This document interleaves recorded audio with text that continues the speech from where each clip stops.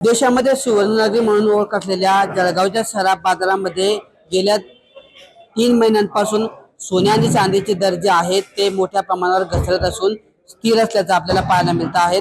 नेमकं मार्केट हे अस्थिर का आहे यावर बोलण्यासाठी आपल्यासोबत जळगावातले सराफ व्यावसायिक तसेच सोने तज्ञ आपल्यासोबत आहेत। दादा काय सांगणार, गेल्या 3 महिन्यांपासूनचा जर विचार केला तर सोने आणि चांदीचे दर जे आहेत ते मोठ्या प्रमाणावर घसरत आहेत, कुठेतरी स्थिर आहेत। सोन्याचे दर जर बघितलं तर कुठेतरी 1.5 लाखांच्या आतमध्ये आहे आणि चांदी देखील 2.5 लाखांच्या आतमध्ये गेल्या 3 महिन्यांपासून पाहायला मिळते। काय नेमकी कारण आहेत? आता सध्या जो सोन्याचा भाव आहे तो जवळजवळ 1,60,000 रुपये 3 महिन्यापूर्वी होता।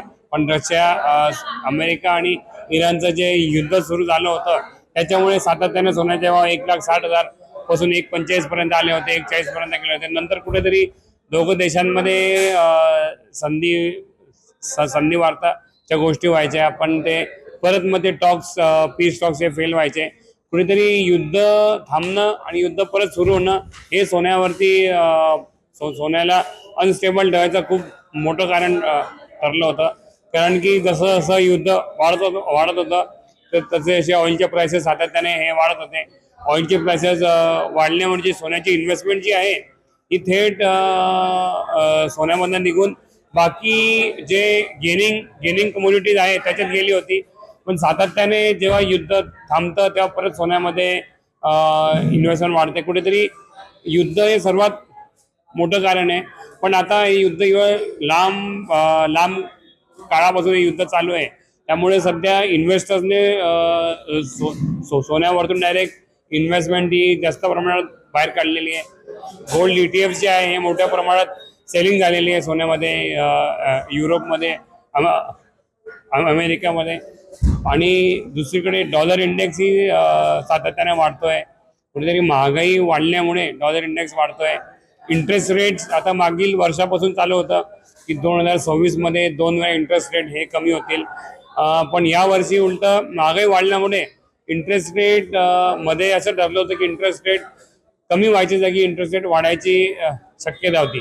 पण आता परत एक डिसिजन आलं की इंटरेस्ट रेट परत या वर्षात स्थिर राहायची शक्यता। कुठेतरी याची अनसर्टनिटी जी सुरू आहे, कधी युद्ध वाढत आहे, कधी युद्ध थांबत आहे, इंटरेस्ट रेट्स कधी कमी व्हायचं ठरतंय, कधी वाढत ठरतंय। जे अनसर्टनिटी सोन्याला बघून आहे, तर मोठे इन्व्हेस्टर्स जे सोन्याकडे वेट अँड वॉचच्या भूमिकेत आहे, त्यामुळे सोन्यामध्ये इन्व्हेस्टमेंट होत नाही आहे। आणि सोन्याची जी व्हॉल्यूम होती, जे सेफ इन्व्हेस्टमेंट म्हणून सोनं आतापर्यंत जे पाहिलं, सोन्याचं व्हॉल्यूम जे मागील 5 वर्षात जेवढं झालेलं होतं, तर या वर्षी तेवढं व्हॉल्यूम न होता सोन्या इन्व्हेस्टमेंट कमी झालेली आहे।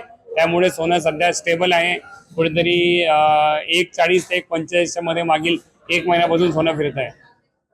दादा, कुठेतरी युद्ध सुरू आहे, तुम्ही म्हणतायत की दुसरीकडे कच्च्या तेलाच्या किमती परत कमी झालेल्या आहेत।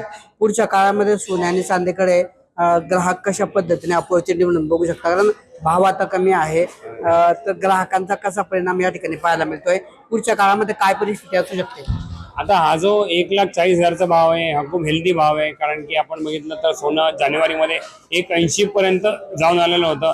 आणि ज्या हिशोबाने आता स्ट्रेट ऑफ हॉर्मोज जे सुरू झालेलं आहे, स्ट्रेट ऑफ हॉर्मोजमुळे हळूहळू ऑइलचा सप्लाय जो आहे तो चालू होईल, ऑइलचे प्राइसेस हे कमी होतील, डॉलर इंडेक्स ही कमी होईल, महागाई कमी होईल।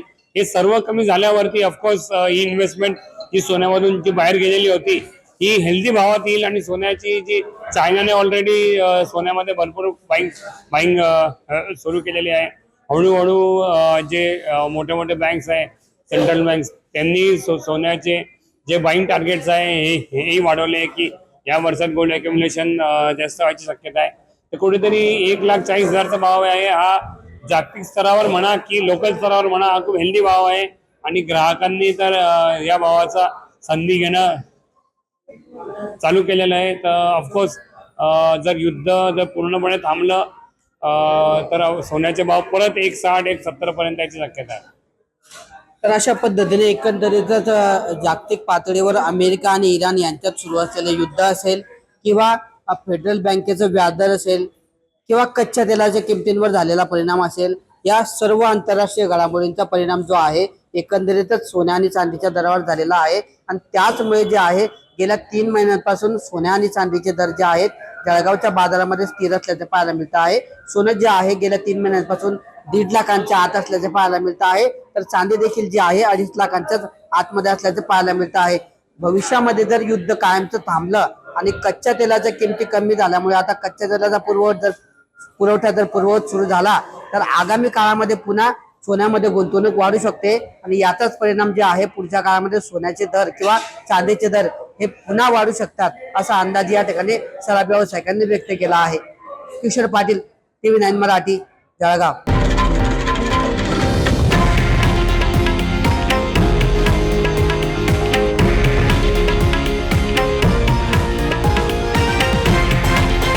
हे आहे देशातील नंबर 1 न्यूज नेटवर्क आणि आपण पाहत आहात TV9 मराठी, एकमेव.